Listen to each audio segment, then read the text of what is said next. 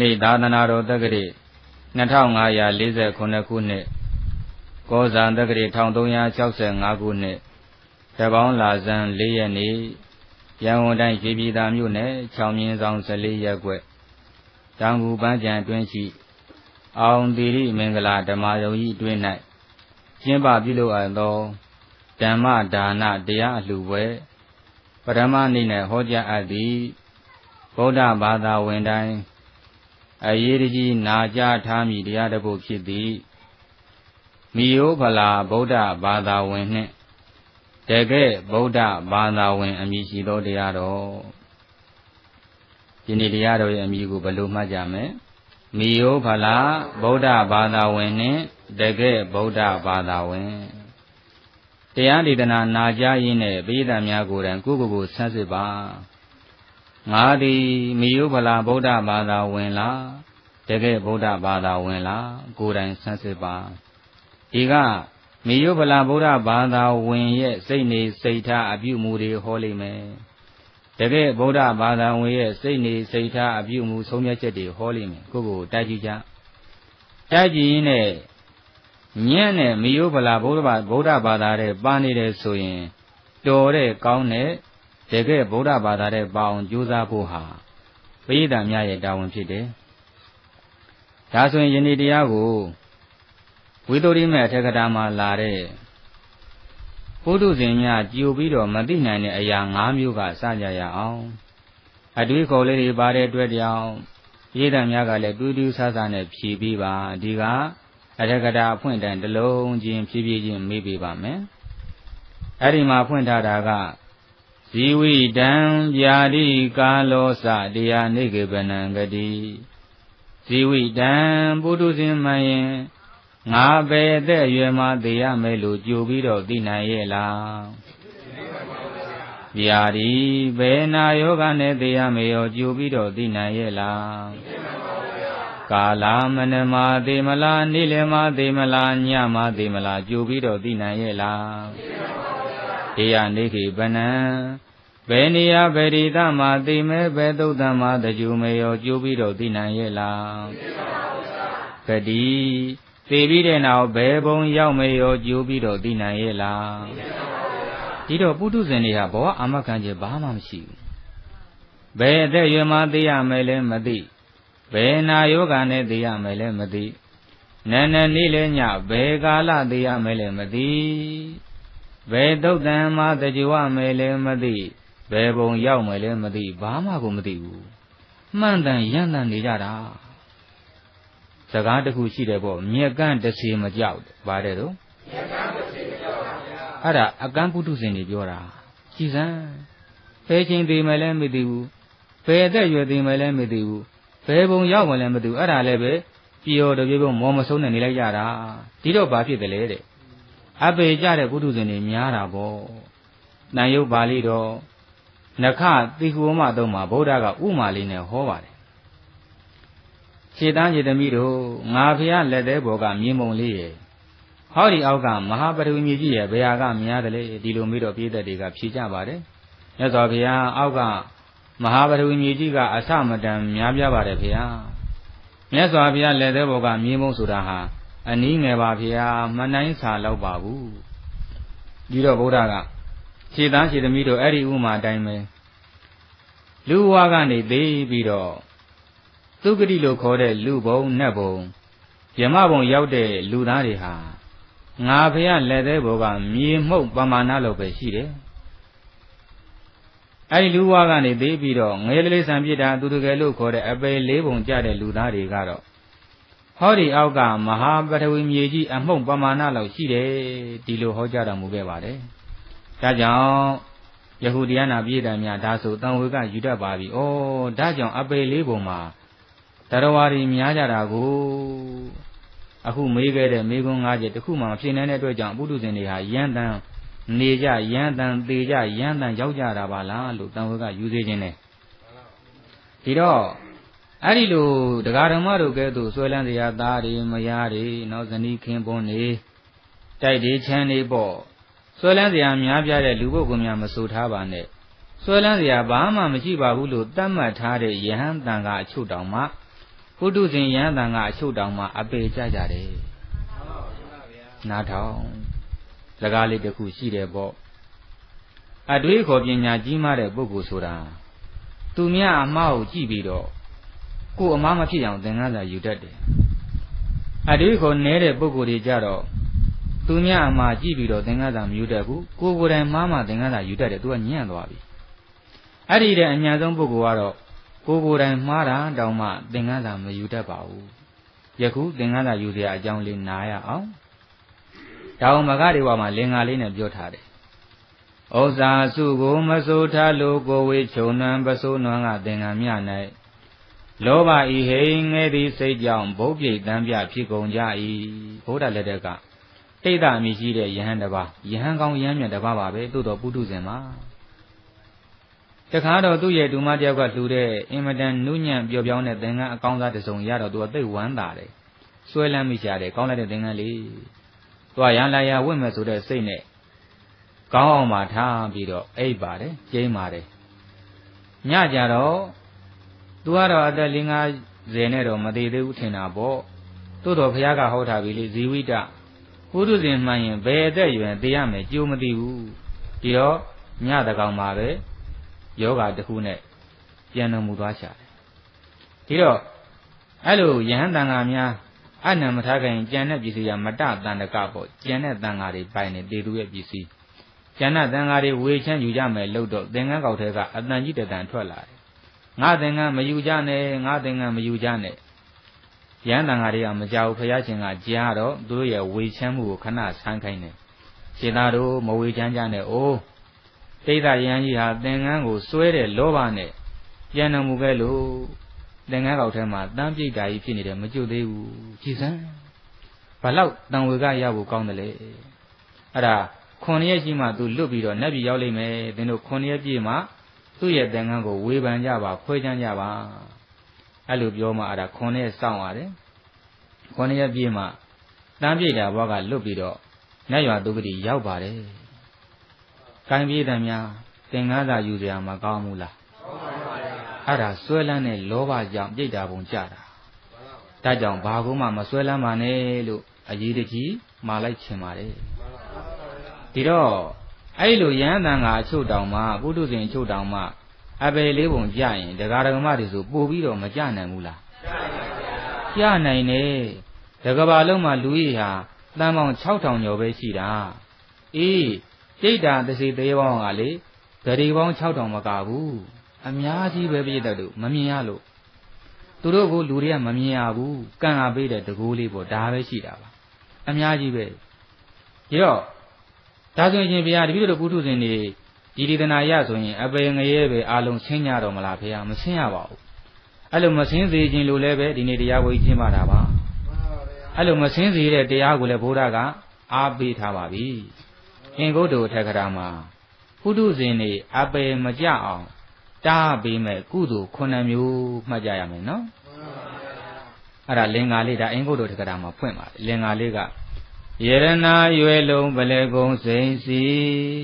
မြဲသုံးသမင်ကြီးငယ်ပင်စသည်နေတိုင်းနိဗ္ဗာန်မဝေးလံစေရန်ဆွမ်းဝဲရပိုင်ဝါသင်္ကမသွေမှန်းရည်ရကံနဲ့ဆိုင်အနိဒံခဲကိုင်းရဲ့နဲ့ရှက်တိုင်းနဲ့ကြောင်းငယ်ဒီခုနေကာလာဆွဲဒါနာမြေသုံးဆောက်ဒီဝဲ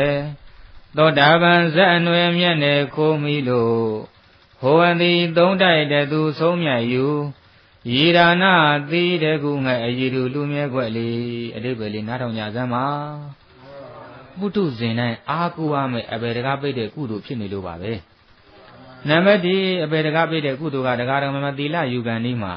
ဘောဓံတရဏံကိစ္ဆာမိဓမ္မံတရဏံကိစ္ဆာမိသံဃာတရဏံကိစ္ဆာမိလို့မဆိုကြဘူးလားအေးအဲ့ဒီဘုရားတရားသံဃာတရဏဂုံသုံးပါဆွံ့ရတဲ့ပုဂ္ဂိုလ်တွေဘယ်တော့မှအပေမလားပါအာကိုစရာမကောင်းဘူးလားအာကိုရမယ်နော်နံပါတ်2က5ပါးသီလမြဲတဲ့ပုဂ္ဂိုလ်အပေမလားပါနံပါတ်3ကအာယုံသွမ်းနေစဉ်မပြောင်းလူရတဲ့ပုဂ္ဂိုလ်များအပေမလားပါနံပါတ်4ကစေရဓမ္မဲလူရတဲ့ပုဂ္ဂိုလ်များအပေမလားပါနံပါတ်5ကဝါဆိုသင်္ကန်းလူတဲ့ပုဂ္ဂိုလ်များအပေမလားပါ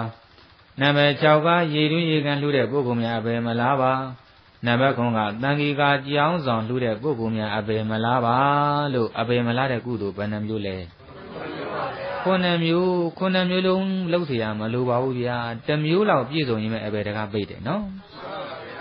အဲ့တော့အပေတကားပိတ်တဲ့ကုသိုလ်မပြောမြင်မှာတရဏဂုံတည်တဲ့အတွက်ကြောင့်အပေတကားပိတ်ပုံပြောမှာဆိုတော့တရဏဂုံရဲ့ကောင်းကျိုးလေးတွေကိုလည်းနာကြားကြအောင်စို့မူလဗန္ဓသထေကရာမှာတရဏဂုံတည်မြဲတဲ့ပုဂ္ဂိုလ်မျိုးရမယ်ကောင်းကျိုး၅မျိုးဖွင့်ပြထားပါတယ်တရဏထာတောတာဝံတရဏကတာနံဘယံတန္တာသံဒုက္ခံဒုက္ခတိပရိကိလေသံဟိန္တတိဝိနာသေတိတိအထောယရဏတယဒေဝတံအဓိဝဇနံတာဝါရှိဟုစွာတရဏထာတောတရဏတရိုင်းနဲ့ကိုပြမည်ဆိုပါလျင်တရဏကတာနံဘယတရားတန်ကောက်ဆိုယရဏသုံးပါးတို့ကိုယုံကြည်သိမှစိကကြသူရှင်လူများတို့၏ဘယံဘေးမှန်သမျှကိုဟိန္တတိဝိနာသေတိပြောက်တတ်ပါပြီပထမဆုံးတရဏဂုံတည်တဲ့ကောင်းကျိုးကဘေးတွေကင်းတယ်ဘာကင်းတယ်တို့ဒါကြောင့်ဘေးကင်းခြင်းလည်းတရဏဂုံဆောင်လို့မှာခြင်းနဲ့နံပါတ်2ဟိန္တတိတဲ့ကြောက်ရွံ့ထိလန့်မှုမှန်သမျှကိုလည်းပဲဟိန္တတိဝိနာသေတိပြောက်တတ်ပါပြီတန်တန်တန်ကြောက်ရွံ့ထိလန့်မှုမှန်သမျှကိုဟိန္တတိဝိနာသေတိပြောက်တတ်ပါပြီတခါတည်းတခါတော်မှများတိတ်ဆိတ်ငြိမ်တဲ့လူသူကင်းစတဲ့နေရာအမှောင်နဲ့လည်းဖြစ်တယ်ဆိုရင်ကြောက်တဲ့လမ်းနဲ့စိတ်တွေပေါ်တတ်တယ်မို့လားမှန်ပါဗျာจิตတိတိပါတွေထားပြီးတော့အဲ့ဒါမျိုးဆိုရင်လေနီးပေးလိုက်ပါရစေဗုဒ္ဓံတရဏံကိစ္ဆာမိဓမ္မံတရဏံကိစ္ဆာမိသံဃံတရဏံကိစ္ဆာမိလို့သာဆောက်တည်လိုက်ကြောက်တဲ့လမ်းနဲ့စိတ်တွေအကုန်ပြောက်တယ်ဟုတ်လားမှန်ပါဗျာဒုတိယကောင်းကျိုးတတိယကောင်းကျိုးကဒုက္ခံကိုယ်ဆင်းရဲစေခြင်းမှန်သမျှကိုဟိန္တတိဝိနာသေတိပြောက်တတ်ပါပြီကိုယ်စိတ်ဆင်းရဲနေလည်းပဲဘုရားတရားတန်ခါသာအောင်ပြုလိုက်တဲ့တရဏဂုံဆောက်တည်လိုက်စမ်းအကုန်ပြောက်တယ်ဒုက္ခတိပရိကိလေသံ၄နဲ့၅ကပေါင်းပြတယ်အပေကြမဲ့ဘေကိုလည်းပဲပြောက်စေတယ်ကိုယ်စိတ်ရဲ့မြင်နွမ်းမှုမှန်သမျှကိုလည်းပဲပြောက်စေတယ်ဣတိတသမတို့ကြောင့်တရဏတရဏမြည်ပါပြီဣဒံဣတရဏဟုသောအမိတိယရဏတရားသာဘုရားတရားသံဃာယရဏသုံးပါး၏အဓိဝဇနံအမိပါပေတည်းဒီတော့တရဏဆိုတာဟာတရဏဂုံသုံးပါးဆိုရယရဏသုံးပါးအမိပါပဲအဲ့ဒီအကျိုး၅မျိုးတည်းကအခုဘုရားတရားသံဃာတရဏဂုံတည်မြဲတဲ့အတွက်ကြောင့်ဘေးကင်းပုံကိုနာယူကြရအောင်မှန်ပါဗျာနောက်ဘေးကင်းပုံလည်းပဲနာမယ်ပထမဆုံးဒုက္ခတိပေါ့ဗျာအပေတကပိတ်ပုံကစကြရအောင်ဒါကပိုစိတ်ဝင်စားစရာကောင်းတယ်အဲ့တော့တခဏတာတရဏဂုံနဲ့တဘောတာတရဏဂုံလို့နှစ်မျိုးခွဲပြီးတော့ပြောပါမယ်အင်္ဂုတ္တထကရာမှာဖွင့်သောဓမိလတန်ဃာတဲ့အကြောင်းစနာရအောင်တန်ဃာတဲ့ဆိုတာပြည့်တဲ့သူကြီးသူ့ရဲ့တက်တန်းအပြည့်ပေါ်လေငါးတွေကိုတက်ဖြတ်နေတဲ့ပါဏိပါဒအကုသိုလ်ကံတွေအပြည့်မရှိဘူးလားရှိတယ်သူဒါတွေပဲတက်နေတာအဲ့လိုနဲ့နေလိုက်တာသူ့တက်တဲ့ပုဂ္ဂိုလ်တွေကမှတ်ထားဒါနသီလလည်းတချို့တန်ဃာတွေလည်းပဲဒါနမပြုဘူးလားပြုတယ်တတ်တာကအာကုသိုလ်ဒါနပြုတာကုသိုလ်ပဲဒါကြောင့်တန်ဃာတာဖြစ်တော်လည်းပဲလူ့ဘဝပြောင်းတဲ့ပုဂ္ဂိုလ်လည်းရှိပါတယ်သို့တော့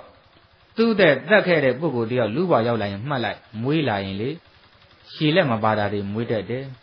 မျက်စိအကန်းလေးဖြစ်လာတတ်တယ်နားတွေပင်းလာတတ်တယ်အဲ့ဒါမှတ်ထားအရင်ဘဝကသူများတက်ကိုတက်ခဲ့တဲ့ကံပါလာတဲ့ပုဂ္ဂိုလ်တွေပါအဲ့တော့ပြီးတော့တက်တန်းတိုးတယ်အနာရောဂါများတယ်အခုဘဝမှာတင်မဲ့ဓမိလတန်ဃာတွေရအိပ်ရတယ်လဲပြီးသေရတော့မယ်မှတ်ကြဟိအရေးကြီးတယ်သေကံနီးမှာကပ်ပြီးတော့ပေါ့လေသေကံနီးစက်စက်လေးမှာကပ်ပြီးတော့မိမိရောက်မဲ့ဘုံဌာနအရေးနိမိတ်မြင်ရတတ်ပါတယ်ဒါပြည်တယ်များအခုဟောတဲ့ပုဂ္ဂိုလ်နားတဲ့ပုဂ္ဂိုလ်အလုံးသေကြမှာပါမသေးရဘူးလားဘုဒ္ဓရှင်ဖြစ်နေသေမယ်ဆိုရင်လည်းမှတ်တာသေကံနီးလေးမှာမိနစ်ပိုင်းလောက်မှာကပ်ပြီးတော့မိမိရောက်မဲ့ဘုံရဲ့အရေးနိမိတ်လေးပေါ့မြင်လာရတယ်ဆိုကြစို့မိမိသေပြီးတဲ့နောက်ခွေးဖြစ်မယ်ဆိုရင်ခွေးမာရီပုံစံမြင်ရတယ်အဲ့ဒါခွေးပဲလို့တန်းသိလိုက်ဘလို့မှလုပ်လို့မရတော့ဒီချမ်းကာကွယ်လို့မရတော့ပါဘူးတပံပြိတ္တာဘုံပေါ့တစေတရဖြစ်မယ်ဆိုလို့ရှိရင်အင်းကြီးတွေအာင်ကြီးတွေ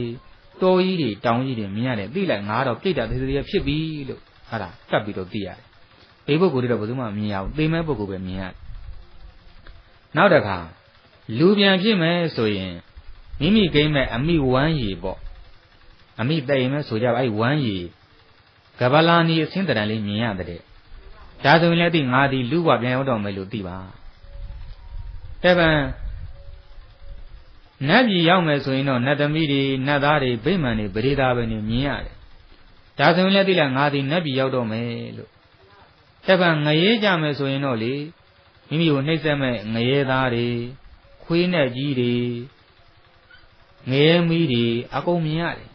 တကယ်ကိုပဲပူလောင်ပါတယ်တဲ့တကယ်ကိုပဲဆင်းရဲပါတယ်ဒါကြောင့်အဲ့ဒီပုဂ္ဂိုလ်များလူလွတ်နေအောင်អော်ကြတယ်အခုလည်းပဲဓမိလတန်ခါတည်းကလူလွတ်နေအောင်អော်ကြပါတယ်ကြည်ကြပါမီးတွေညှိမ့်ပေးကြပါခွေးနဲ့ကြီးတွေမောင်းပေးကြပါနဲ့စူးညံလို့ချွေးတွေပြန်ပြီးတော့ခါတယ်ကြည်စမ်းကဲဘေးကသားတွေမယားတွေကဲလို့ရသေးလားမရပါဘူးဗျာဒါကြောင့်အိမ်တော်ဦးစီးပုဂ္ဂိုလ်များအားလုံးကိုလည်းပဲမေတ္တာအပြည့်နဲ့ဒါပြောပါရစေသမ္မာအာဇီဝကြကြပဲရှာကြွေးကြပါခိုးကြွေးဖို့တက်ကြွေးဖို့လင်ကြွေးဖို့လုံးဝစိတ်မကူးကြပါနဲ့အေးခိုးကြွေးတက်ကြွေးမိစ္ဆာဇီဝနဲ့လှုပ်ကြွေးစားရင်တော့မိသားစုအားလုံးစားကြရမယ်ခံရင်တော့အဲ့ဒီရှားတဲ့ပုဂ္ဂိုလ်တယောက်တည်းငရဲသွားပါတယ်ဗျာအဲ့ဒါလေးအားလုံးသိကြစေချင်ပါတယ်အခုကြည့်အဲ့လိုဖြစ်တော့ကဲသားတွေများတွေကလက်ပိုက်ကြည့်ရတယ်ဘာတတ်နိုင်သေးတော့ဘာမတတ်နိုင်တော့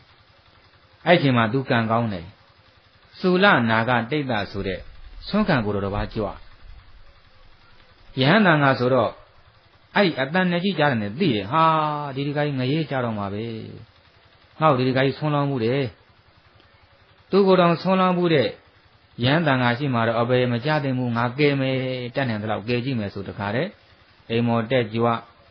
ငရဲသွားလူဆဲဆဲဒိမိလာတန်ခါတဲ့ခေါင်းရင်းကထိုင်ပြီးတော့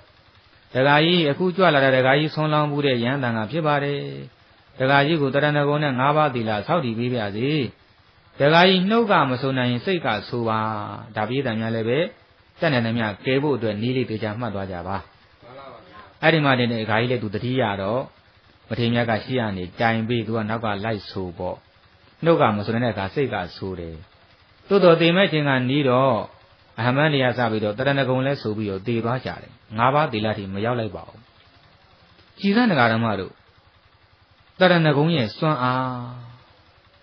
ဘယ်လောက်ထူးခြားတယ်လဲဆိုရင်နှစ်ပေါင်း90ကျော်တပ်ပြက်ခဲ့တဲ့ပါဏာတိပါဒအာဟုတုကံလေးကြောင့်ထင်းနေတဲ့ငရဲမီတွေခုနဲ့ကြီးတွေငရဲသားတွေအကုန်ပြောက်နတ်သမီးတွေနတ်သားတွေပြိမှန်တဲ့ပရိသတ်ပင်တွေထင်ပြီးတော့လူသက်နဲ့ဆိုရင်နှစ်ပေါင်း9သန်းသက်ရှိတဲ့စရုမာရိနတ်ဘုံရောက်တယ်ဘယ်နတ်ဘုံရောက်သွားအဲ့ဒါတခြားရဲ့အစွမ်းလားတရဏဂုံရဲ့အစွမ်းလားအဲ့ဒီစရုမာရိနတ်ဘုံကအဲ့ဒါအတူဆုံးနတ်တယ်အတူဆုံးနတ်တယ်နော်ရှေ့နောက်ထပ်သူ့ထက်က9ဘုံရဲ့အသက်တွေကိုသိချင်ရင်4နဲ့မြောက်သွားတယ်အဘုဒ္ဓတာပေါ့အဲ့ဒီ9တန်းကို4နဲ့မြောက်ရင်3ကလေး6တန်းဖြစ်သွားတယ်3ကလေး6တန်းဟာတာဝရိတာနတ်တဲ့တာဝရိတာနတ်ပြည်ရောက်နှစ်ပေါင်း3ကလေးနဲ့6တန်းအသက်ရှိပါတယ်အဲ့ဒါကို4နဲ့ထပ်မြောက်လို့ရှိရင်ဒါပြီးတော့ကိုပေါ့မြောက်ကြည့်ကြပါဗျာနော်စင်ဆက်14ကလေးနဲ့4တန်းဖြစ်လိမ့်မယ်ဟုတ်လား14ကလေးနဲ့4တန်းဟာအဲ့ဒါသူတို့မတာဝရိတာယာမနတ်တဲ့ဖြစ်သွားတာပေါ့အဲ့တော့တခါ4နဲ့တခါထပ်မြောက်လို့ရှိရင်59ကလေးနဲ့2 6တန်းဖြစ်သွားတယ်အဲ့ဒါဟာတုတိတာနတ်ဘုံနတ်တဲ့အခုဒကာတော်မတို့စောင့်စားမျှော်လင့်နေတော့အရိမတေယဘုရားရှင်ဟာအဲ့ဒီတုတိတာနတ်ဘုံမှာရှိပါတယ်တုတိနတ်တဲ့နဲ့59ကလေး2 6တန်းနေဦးမှာပါတခါအဲ့ဒီတုတိတာနတ်ဘုံနတ်တဲ့ကို4နဲ့တခါထပ်မြောက်လို့ရှိရင်230ကလေးနဲ့4တန်းဖြစ်သွားတယ်အဲ့ဒါဟာနေမန္တတိနတ်တဲ့ပေါ့နောက်ဆုံးဦးဇင်းတို့ဒကာဓမ္မတို့ကိုမညံဖုန်ညံမရအောင်ကာမဂုဏ်တော်ထဲမှာမိနေအောင်ဒုက္ခပေးတဲ့မန္နကြီးဟာအထက်ဆုံးနတ်ပြည်မှာနေတာပါမန္နကြီးနေတဲ့အထက်ဆုံးနတ်ပြည်ရဲ့နတ်တက်က920ဒီဂရီနဲ့6တန်းအသက်ရှိပါတယ်အဲ့တော့တန်ဃာတကြီးကသိတယ်ဗျနတ်ပြည်ရောက်တော့သူကလေဩငါတန်ဃာတယ်ပါဘာလို့ငရဲမကြပါတဲ့နတ်ပြည်ရောက်ပါလေဆိုပြီးတော့ဒိဗ္ဗစက္ခုနဲ့ပြန်ကြည့်တော့ဩငါယဟန်ကငါဆုံးလောင်းမှုတဲ့ယဟန်ကတရဏဂုံဆောက်တည်ပြီးတာကျေးဇူးများလိုက်တာသိကြပါသူချက်ချင်းဆင်းလာတယ်အဲ့တော့သူ့အလောင်းကြီးကရှည်တုံးပေါ့အခုမှသေကာစအဲ့ဒါယဟန်ကိုသူရှေ့ခိုးပြီးတော့အရှင်ဘုရားကျေးဇူးကြီးပါတယ်ခင်ဗျာအရှင်ဘုရားတရဏဂုံဆောက်တည်ပြီးလို့တပည့်တော်အခုငရဲကလွတ်ပြီးတော့ငရဲမကြတော့ဘဲနဲ့စရုမာရိနတ်ဘုံရောက်ခဲ့ရတယ်ခင်ဗျာအကယ်၍တပည့်တော်ဒီ5ပါးသီလ4ပါးဆိုပြီးမှမြန်သေးရင်ဒီထက်မြင့်တဲ့နတ်ဘုံရောက်အောင်ပါတဲ့အခု တရဏဂုံလေးဆိုပြီးတည်သွားလို့စရုမာရီနတ်ဘုရားရှင်ကျင်းရလာတာပါဗျာဒီလောက်ကြီးစုများတဲ့တရဏဂုံတရားကိုကျမ်းတဲ့တရားတော်မှဒီလည်းပဲဟောကြားပေးပါဗျာလို့လျှောက်ထားပြီးမှအခုတန်ဃာတိနတ်ပြည်မှာပျော်ပျော်ကြီးစံစားနေပါပြီနော်ဒီတမ်းမြအဲ့ဒါကတခဏတာတရဏဂုံဘာတရဏဂုံလဲအေးတခဏတာတည်တဲ့တရဏဂုံအမှအဲ့လောက်ကောင်းကျိုးပေးရင်ယခုတရားနာပေးတဲ့ချိန်အားစပြီးတော့တဘဝတာမြန်တရဏဂုံမြဲကြမယ်ဆိုရင်ဒီဓမိလာတန်ဃာတဲ့ပို့ပြီးတော့ကောင်းကျိုးတွေမရနိုင်ဘူးလားသက်တည်ပြမယ်ဦးဇင်းအထောက်ထားနဲ့ကြည့်ပြောမှာနော်သက်တည်ပြမယ်အဲ့ဒါကအပါရံပါဠိတော်ကလာပါတယ်အပါလံပါဠိတော်ကလာတဲ့မထေရကြီးရဲ့ပွဲတော်ကတော့တိတရဏဂမနိယမထေမြန်မာလို့ဆိုရင်တရဏဂုံသုံးပါးတည်တဲ့မထေလို့အဓိပ္ပာယ်ရတယ်အဲ့ဒီမထေမြတ်ယဟန္တာကြီးဟာဟိုးလွန်ခဲ့တဲ့60တကဘာကပွင့်တော်မူခဲ့သောအနောမဓာတ်တိမြတ်စွာဘုရားသာသနာမှာသန္နဝရီနေပြည်တော်မှာမျက်မမြင်မိဘနှစ်ပါးလှုပ်ကြွေးတဲ့သားလေးမတယောက်ဖြစ်ခဲ့ပါတယ်သူဒီတန်ဝေကဉာဏ်ကြီးရပြီးတော့ယဟန်ပြုခြင်းတယ်သို့တော့မိဘကိုလှုပ်ကြွေးမဲ့တခြားသားသမီးမရှိဘူးမိဘတွေမျက်စိမမြင်ကြတော့ယဟန်မိုးရရှာငါယဟန်မိုးရရင်လူဘဝနဲ့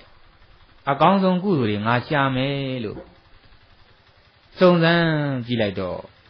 တရဏဂုံတီလို့ရှိရင်ရမယ်ကောင်းကျိုးတွေတွေ့သွားတယ်အဲ့ဒီမှာတင်မြတ်စွာဘုရားအနောမတတိမြတ်စွာလက်ရတော်ရန်အရှင်နိတုပမထေရကိုပင့်ပြီးတော့ယနေ့တောင်မူပန်းကျန်အောင်တိမင်္ဂလာဓမ္မယုံကြီးအနီးနားကနော်တရားတော်များကဲ့သို့ပေါ့အဲ့ဒါယဟန်တော်ကသူပင့်ပြီးတော့တရဏဂုံနဲ့၅ပါးသီလဆောက်တည်တယ်အဲ့ဒီတရဏဂုံကိုတဘဝလုံးမြဲခဲ့တယ်ဘယ်လိုမြဲခဲ့တော့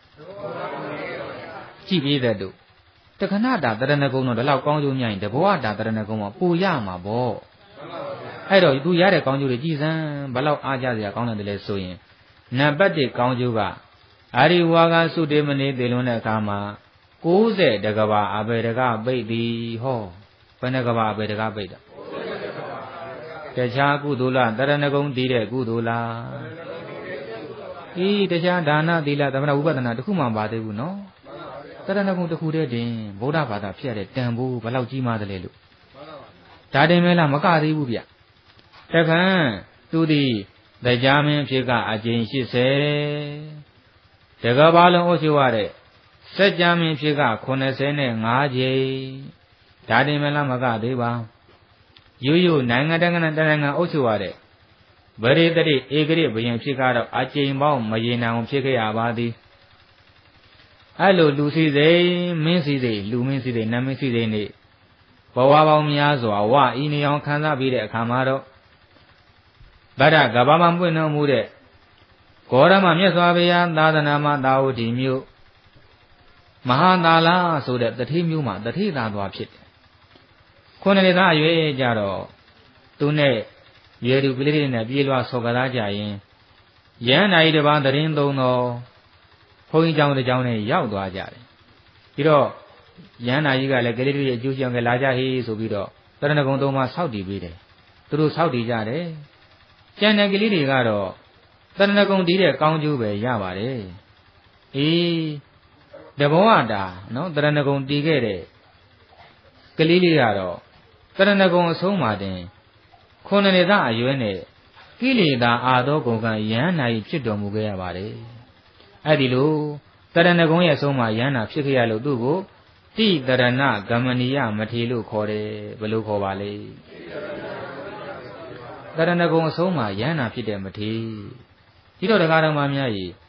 သီလယူတဲ့ဗုဒ္ဓတရဏံကိစ္ဆာမိဓမ္မတရဏံကိစ္ဆာမိသံဃာတရဏံကိစ္ဆာမိဆိုတဲ့တရဏဂုံတည်တဲ့ကုသိုလ်ဟာသမဂါရှံဃာကုသိုလ်လားယန္နာဖြစ်ထိပို့တဲ့ကုသိုလ်လားသမဂါရှံဃာမထင်လိုက်ပါနဲ့ဒါဆိုရင်တရားဓမ္မတို့ကိုအတွေးခေါ်တစ်ခုပေးကြပါလေကိုယ်တိုင်လည်းစဉ်းစားပြီးတော့ဖြေပါကိုယ်တိုင်လည်းစဉ်းစားပါသုံးသပ်ပါဒါဆိုရင်တရားဓမ္မတို့ဒီဥစဉ်တို့ဒီဘုရားဘာသာအများစုတို့ဒီဘုရားဘာသာအားလုံးတို့ဒီပေါ့တရဏဂုံတဘဝတာတည်ဖို့မြဲဖို့သိရေးကြီးပါတယ်တရဏဂုံအပြည့်လည်းမခံပါနဲ့အညှိုးလည်းမခံပါနဲ့ဒါဆိုရင်တရဏဂုံပြက်တာတရဏဂုံညှိုးတာပေါ့လေဒီတရဏဂုံပြက်တာပဲဦးစားပြီးပြောကြပါစို့အဲ့ဒီမူလဗန္နာသထေကရမှာတရဏဂုံပြက်ချင်း2မျိုးပွင့်ပြတယ် အဓိကအမျိုးသမီးများသေချာအောင်ဆက်ပြီးတော့နားစေခြင်းနဲ့တရဏဂုံမှာများတော့အမျိုးသမီးတွေကြောင့်ပြတ်တာများတယ်။ဘာတွေလဲဆိုတော့တရဏဂမနတဘေတော့တာဝေဇောစာအနဝေဇောစာဒုဝိရောဟောတိတရဏဂမနတဘေတော့တရဏဂုံပျက်စီးခြင်းဒီတာဝေဇောစာအပြည့်ရှိသောပျက်စီးခြင်း၎င်းအနဝေဇောစာအပြည့်မရှိသောပျက်စီးခြင်း၎င်းဣတိဤသို့ဒုဝိရောနှစ်ပါးအပြားရှိသည်ဟောဒီပြီတရဏဂုံပျက်ခြင်းကအပြည့်ရှိသောပျက်ခြင်းနဲ့အပြည့်မရှိသောပျက်ခြင်းလို့နှစ်မျိုးရှိတယ်ဒါဆိုရင်ဘာတွေလဲအပြည့်မရှိသောပျက်ခြင်းကကာလကရိယာဘေတော့အနဝိဇ္ဇဘေတော့တိဟုတ်စတိပုထုဇဉ်ဗုဒ္ဓဘာသာတယောက်သိရင်တရဏဂုံပြက်တယ်အဲ့ဒါအပြည့်မရှိဘူးအာဟုတို့မဖြစ်ဘူးလို့မှတ်ပါ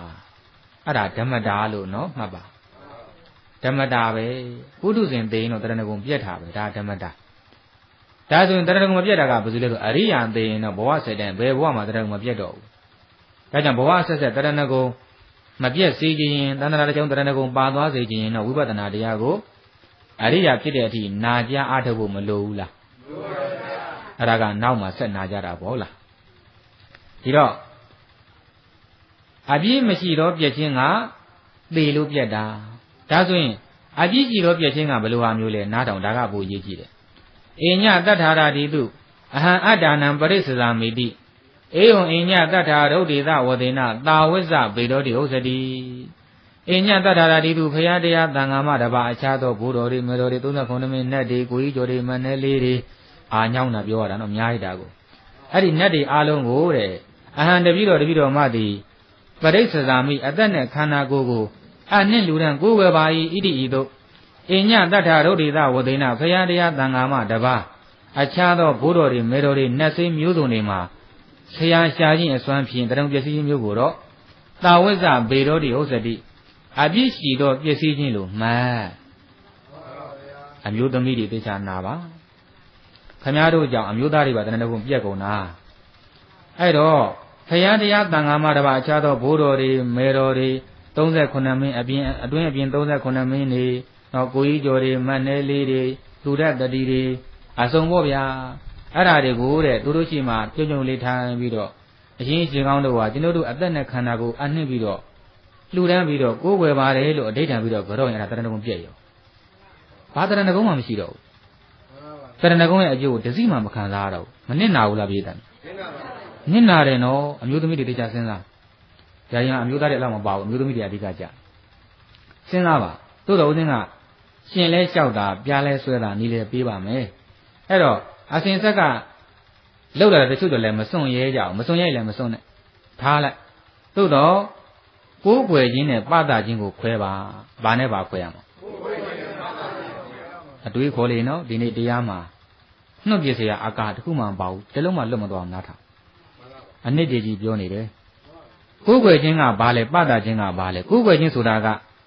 ဒါကိုကိုယ်ကငါတို့ဒီဘဝတန်တဲ့ချမ်းသာကိုရမှာအပေပြီးကင်းမှာဆိုတဲ့စိတ်နဲ့ကိုးကွယ်တာကဒါကိုးကွယ်ခြင်းလို့မှတ်ပါအဲ့လိုကိုးကွယ်ရမှာကတော့ဖရာတရားတန်ခါပဲကျန်တာဘာမှလာမရောနဲ့အေးအဲ့ဒီလိုကျန်တဲ့အယုံမျိုးစုံပုဂ္ဂိုလ်မျိုးစုံခင်ဗျားတို့ပသရင်တော့ပသကောင်းပါတယ်ပသတယ်ဆိုတာတင်တာကျွေးတာကိုပြောတာပါနော်တင်ရင်တင်မှာကျွေးရင်ကျွေးပါအဲ့ဒါအပြည့်မရှိပါဘူးကုသိုလ်ရပါတယ်တိလိစ္ဆာန်ကျွေးတော်ကုသိုလ်ရသေးတာကိုကျွေးလေတာမိတ်ဆွေဖြစ်ပါတယ်ပသကောင်းမှာသို့တော့ဖရာတရားတန်ခါကဲ့သို့မကိုးကွယ်ကောင်းမှုလို့မှတ်ထားပါဒါလေးမှတ်ပါနော်နောက်မိမိတဲ့ပြုတဲ့ကုသိုလ်အမျှပေးပါမေတ္တာပို့ပါသူတို့အင်မတန်မှနှစ်သက်ချစ်ခင်စောင့်ရှောက်ပါလိမ့်မယ်အဲ့ဒီတရားဓမ္မများကိုးကွယ်တဲ့39မင်းတွေကိုကြီးကျော်တွေမတ်နဲလေးတွေအစရှိသောပုဂ္ဂိုလ်အားလုံးဟာဘုံအနေနဲ့ခွဲရင်သူအပေဘုံသားတွေဖြစ်ပါတယ်ပြိတ္တာဘုံသားတွေပါဘာဘုံသားလဲပြိတ္တာအပေဘုံသားဟာလူတဲ့နေသလားမြင့်သလားနေနေဒါကြောင့်သူတို့ဒီကိုးကွယ်စရာပုဂ္ဂိုလ်တွေမဟုတ်ပါဘူးတနာစရာပုဂ္ဂိုလ်တွေဘာပုဂ္ဂိုလ်တွေလဲဒါကြောင့်နေ့စဉ်အမျှပေးပါမေတ္တာပို့ပါဟုတ်လားဒီလိုဦးဇင်ပို့မလင်းနဲ့ပြောပြခဲ့ခြင်းပါတယ်ဒါဆိုရင်ဓမ္မများအတွေးခေါ်လေးပြောချင်တာကစကားတစ်ခုရှိတယ်အဝင်ပစိန်ထွက်ပါတယ်မိမိအလေးတစ်ချောင်းဝင်လာဖို့အတွက်အလေးတစ်ချောင်းရလာဖို့အတွက်မိမိထံကပေါက်စိန်တစ်ချောင်းပြန်ထွက်သွားတယ်ဆိုရင်ရှုံးသလားမြတ်သလားဒါတော့တည်သားပဲဒါသိရင်ဒါကိုလည်းသိရမယ်နော် ဒါသိဟိုကလည်းသိရလေဆိုကြဆိုဗျာအခုတချို့ကတရားတော်မှာများကလေလောကီမှာမိမိယောက်ျားယာတုတက်ခြင်းနဲ့ဟုတ်တယ်မို့လားနောက်မိမိတို့ဈေးရောင်းကောင်းခြင်းနဲ့အစုံပေါ့လေငွေတွေတိုးခြင်းနဲ့ဒီတော့နတ်ကတော်များကလာနကနာပေး၄သိန်းကိုတော့ပေးတဲ့မှာ9ရက်ဆိုရင်အဲ့ဒါယာတုတန်တက်ရောငွေတွေဝင်ရောဆိုတော့ယာတုတက်ခြင်းငွေတွေဝင်ခြင်းနကနာဝက်လှုပ်ရောလှုပ်တော့ဟုတ်လားအဲ့ချိန်မှာဘုရားတရားကလုံးဝသတိမရတော့ပါဘူးနတ်မှာနတ်ကတော်တရဏံကိစ္ဆာမိဘိုးတော်တရဏံကိစ္ဆာမိဖြစ်သွားရောကာဗျာတရဏဂုံလို့ခေါ်တယ်ဟုတ်လားဘာတရဏဂုံနဲ့တရဏဂုံခုမှရှင်းလာပြီနော်ဘုရားတရားတန်ခါလဲကိုးကွယ်တယ်အဲ့ဒီမဟုတ်တယောက်တွေလည်းကိုးကွယ်တယ်နှစ်မျိုးလုံးကိုးကွယ်တယ်ဘုရားဆိုရတယ်အဲ့ဒီပုဂ္ဂိုလ်ကကာဗျာတရဏဂုံကာဗျာဗုဒ္ဓဘာသာဝင်နဲ့မှတ်ထားဗုဒ္ဓဘာသာစัจ जा ပေါ့မိမစစ်ဖမစစ်ဟုတ်လားဒီလိုလည်းမှတ်ထားအဲ့တော့ပြောမယ်နော်သေချာနာတော့ဦးဇင်းအတွေးလေးပြောခြင်းတာအဲ့လိုလေခင်ဗျားနဂနာတွေပြေးပြီးဗျာနတ်တွေစောစောကပြိတ္တာဘုံသားတွေကိုးကွယ်ပြီးတဲ့အေးတိုက်တဲ့ဆန်ဆိုင်ယာရုတိုင်နဲ့တက်လိမ့်မယ်ငွေတွေဝင်လာရင်လည်းဝင်လာလိမ့်မယ်ဝင်လာတယ်ပဲထားလိုက်ယာရုတက်တယ်ပဲထားလိုက်ပါကိုကတရဏဂုံအမျိုးနွမ်းခံတရဏဂုံအပြက်ခံပြီးတော့အဲ့ဒီမဟုတ်တရုပ်ပုဂ္ဂိုလ်တွေကိုးကွယ်လိုက်တာနဲ့တရားဓမ္မတို့တက်လာတဲ့ယာတုရလာတဲ့ငွေဟာခင်ဗျားတို့နောက်ဘဝထင်မြန်စားရရဲ့လားမစားရပါဘူးဗျာတဘဝစားလေးမို့လားအဲ့ဒါခင်ဗျအတ္တချောင်းဝင်တာနဲ့တူတယ်ဘာဝင်တာလဲအဲ့လေးတချောင်းဝင်တာနော်ခင်ဗျားတို့ထံကနေပြီးတော့တရဏဂုံလည်းပြည့်ရောဟောစောစောကတိတရဏဂမနိယမထေရီခံစားတဲ့ကောင်းကျိုးတဲ့တူတဲ့ပေါက်စင်တဲ့အကုန်ပြန်ထွက်ပြီ60ကဘာအပေတကားပြည့်တဲ့ကုသိုလ်ကြီးကုန်သွားပြီထွက်သွားပြီမရတော့ဘူးရှုံးသလားမြတ်သလားရှုံးသွားတာအကျင့်80တရားမင်းဖြစ်ရမယ်ကောင်းကျိုးနဲ့တူတဲ့ပေါက်စင်ကြီးထွက်သွားပြီ85ကျင်းစัจ जा မင်းဖြစ်ရမယ်ကောင်းကျိုးနဲ့တူတဲ့ပေါက်စင်ကြီးလည်းထွက်သွားပြီအကျင့်များစွာဘယင်ဖြစ်ရမယ်ကောင်းကျိုးနဲ့တူတဲ့ပေါက်စင်ကြီးလည်းထွက်သွားပြီလွယ်လွယ်ကူကူချင်းသာ9နှစ်သားအရွယ်နဲ့9နှစ်သမီးအရွယ်နဲ့ရဟန္တာဖြစ်မဲ့ကုသိုလ်ကြီးလည်းပေါက်စင်ကြီးလည်းထွက်သွားပြီမရှုံးဘူးလားပြည့်တဲ့တို့အေးဒီနေ့တရားမနာတဲ့အမျိုးသမီးချင်းနဲ့နောက်ပြန်ဟောကြဟုတ်လားအေးအဲ့လေးတစ်ချောင်းဝင်ပြီးတော့ပေါက်စင်ပြန်အထွက်မခံကြနဲ့ကိုရှုံးပါတယ်နော်ဒါကြောင့်ဘုရားတရားတန်ခါသာအဓိကထားကိုးကွယ်ကြအေးအဲ့လိုကိုးကွယ်ပြီးတော့တရားဓမ္မကောင်းကျိုးတွေအများကြီးရလာလိမ့်မယ်ဘာကောင်းကျိုးတွေရမှာစောစောက5မျိုးပြောခဲ့ပြီလေတရဏဂုံတီးတဲ့ပုဂ္ဂိုလ်တွေပိစကမှာဘေးဆိုးတွေကင်းတယ်ကြောက်ချင်းလန့်ချင်းလည်းပျောက်သွားတယ်နောက်ဒုက္ခမျိုးစုံလည်းကင်းလွတ်တယ်အပေဘေးကလည်းလွတ်တယ်စိတ်ရဲ့ညှဉ်းနှွမ်းမှုဓမ္မများကိုလည်းပဲပယ်ဖြောက်ပေးနိုင်တယ်လို့အကျိုး5ပါးဖွင့်မပြခဲ့ဘူးလားဖွင့်ပြခဲ့ပြီဒါကြောင့်အခုကြည့်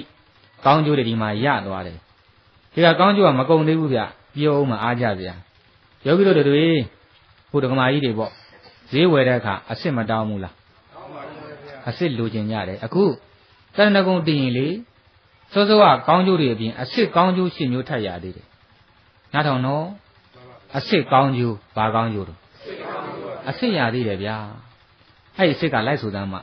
ဒါအပါဒံပါဠိတော်မှာဖွင့်တာပါပဲဦးဇင်းလင်္ကာလေးဦးဇင်းကိုယ်တိုင်ရေးထားတယ်ဆိုကြည့်တရဏဂုံတည်သူမြားဖို့လူအတူရမည်မှာအပူဇော်ခံခြင်းဉာဏ်ထက်ပြင်း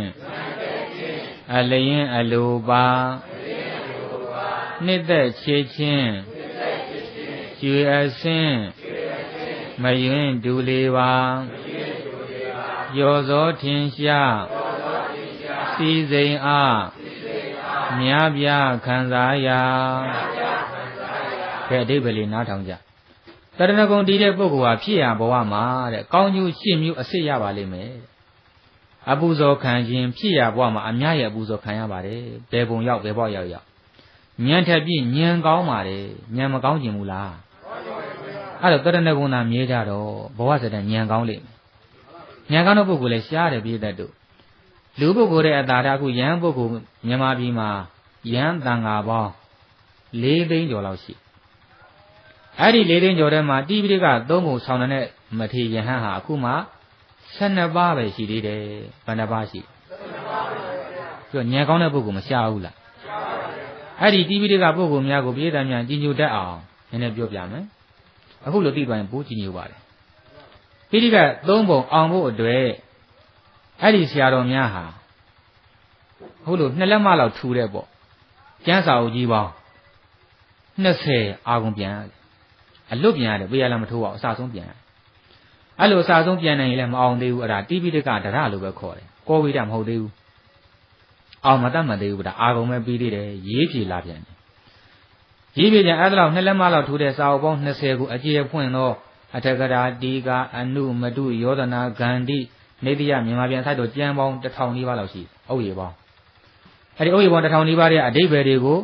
အဲ့ဒါနှစ်ပေါင်းများစွာအုပ်နောက်ထဲရိုက်သွင်းပြီးတော့မှတဘာသာဖြည့်အနည်းဆိုအမှတ်80ကျော်ရမှအောင်တယ်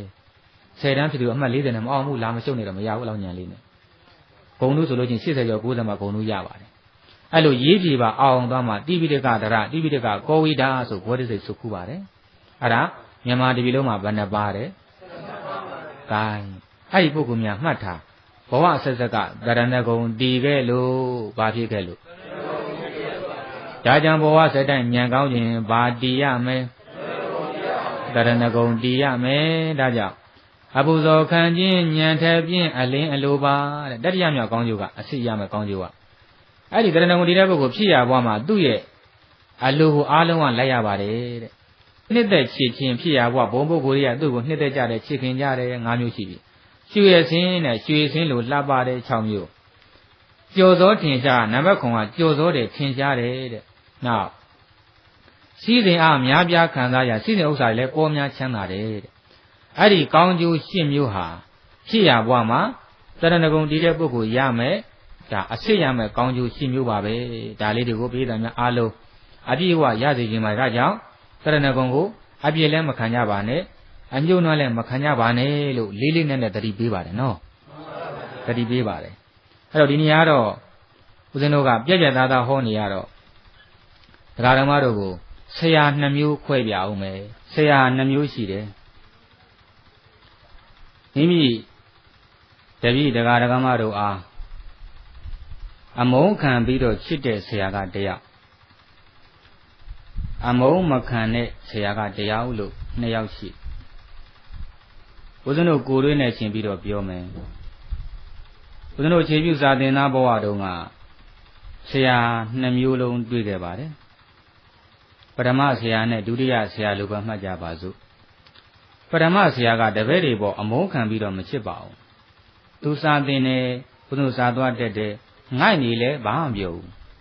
အိပ်ပျော်နေလဲဘာမှမပြောသူ့စာသူချပြီးရင်ထသွားတာပဲစာမရလည်းမပြောဘူးရလည်းမပြောဘူးအဲ့ဒါကိုငယ်ငယ်ကတော့ဦးဇင်းတို့ဟာအဲ့ဒီဆရာပထမဆရာကိုသိချစ်ကြတယ်ဟာဆရာငါတို့ငေါလည်းမငေါဘူးကြိုက်လည်းမကြိုက်ဘာမှပြောဘူးကွာဆိုပြီးတော့တော်တော်ချစ်ဆရာကောင်းတယ်လို့ထင်မိတယ်ဒုတိယဆရာကအဲ့လိုမဟုတ်ဘူးစတဲ့တော့ငိုက်နေခေါင်းခောက်တာပဲဆရာကငိုက်ရအောင်နေမကောင်းဘူးဆိုပြီးတော့အကြောင်းပြစာမတက်ချင်မရဘူးသွားခေါ်အဲ့ဒါစောင်းကြီးခြုံပေးပြီးတော့စာချက်တဲ့နေရာမှာထိုင်ပြီးတော့နားထောင်ခိုင်းတယ်စာနောက်ကြမှာဆိုလို့အဲ့ဒီဆရာကတော့အရင်တော့ကမုန်းမိတယ်နေရာတကာပါတယ်ဖြားတာတော့မှအကောင်းကောင်းမနေရဘူးဆိုပြီးတော့ဦးဇင်းတို့အသက်ကြီးလာတော့ရင်းကျက်လာတော့ဟောဒုတိယအမုန်းခံတဲ့ဒုတိယဆရာကဒါအမုန်းခံချစ်တာလို့ခေါ်တယ်ဘယ်လိုခေါ်ပါလဲတပည့်တွေရဲ့အမုန်းကိုခံယူတော့သူချစ်လိုက်တာတပည့်တွေငါမုန်းရင်မုန်းမစီသူတို့ပညာတတ်ဖို့လူကြီးုံဖြစ်ဖို့အရေးကြီးတယ်ဆိုပြီးတော့အမုန်းခံပြီးတော့ချစ်ချတာပါပထမဆရာကအမုန်းမခံဘူးသူကသူ့ဘောင်တတ်တယ်မတတ်တယ်ငါမဘုံပြီးရောလို့ထားလိုက်တာအခုလဲဒကာဓမ္မတို့အခုဒကမာကြီးတွေပေါ့ကိုယ်ကမှုတွေမှားပြီးတော့တရဏဂုံရဲ့ကောင်းကျိုးတွေအပြည့်အဝမရမှာဆိုလို့ဦးဇင်းတို့ကအခုကြည်စံပွင့်ပွင့်လင်းလင်းနဲ့မဆုံးပါဘူးလားအဲ့တော့ဒကာဓမ္မများအသိဉာဏ်မကြည့်ရင်မှဦးဇင်းကိုမုန်းရင်မုန်းကြပါလိမ့်မယ်ဟုတ်လားအေးအသိဉာဏ်ကြီးတဲ့အချိန်ကျဦးဇင်းကိုပဲချစ်လာလိမ့်မယ်ပြီးတော့ဒီကျမှမန္တလေးကျောင်းဆရာတော်ဟာနော်ငါတို့အပေါ်ကိုအမောခံပြီးတော့ချစ်တာပါလားလို့ဒါဒကာဓမ္မတို့အသိဉာဏ်ကြီးလာတဲ့အချိန်မှာနားလည်လာလိမ့်မယ်အဲ့တော့ပြောချင်တာဒီလိုတရားကဘုန်းကြီးလည်းတော့ဟောမှာမဟုတ်ဘူးမုန်းမှာကြောက်လို့ဟုတ်လားဦးဇင်းတို့ကမကြောက်ဘူးဒကာဓမ္မတို့အကျိုးရရင်ပြီးရောကိုယ်ဘလောက်မုန်းဆုံးမပုတ်နေလဲနေဟုတ်လားတပိတ်ရှိတဲ့ဆုံးခံစားအဲ့တော့အမုန်းခံချစ်တဲ့ဆရာလို့သိစေချင်ပါတယ်ဒီတော့ဒါဆိုရင်ဆက်ပြီးတော့အမုန်းခံကြပါစို့ဟုတ်လားအဲ့တော့ဆက်ပြီးတော့အမုန်းခံဟောမယ်တရားကတော့ဒကာဓမ္မတို့ကြီးတကယ်ဖြစ်ရတဲ့ခုပါပဲကြိုတင်ပြီးတော့မေတ္တာရက်ခံထားခြင်းကအခုပြောမဲ့ဇလန်းဟာအင်မတန်မှအံ့ဩစရာတွေဆန်းကြယ်တာတွေပါလာလိမ့်မယ် ဒီလိုပါဠိခါမှာဟာမန္တလေးကျောင်းဆရာတော်ကငါတို့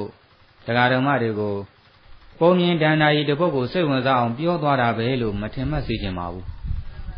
တကယ်ဖြစ်ရကိုပြောမှာပါဒီဖြစ်ရကိုမှတ်တမ်းတင်ခဲ့တဲ့ပုဂ္ဂိုလ်ဟာမြန်မာလူမျိုးဗုဒ္ဓဘာသာတရားမဟုတ်ပါဘူးအင်္ဂလိပ်လူမျိုးခရစ်ယာန်ဘာသာဝင်တရားဖြစ်ပါတယ်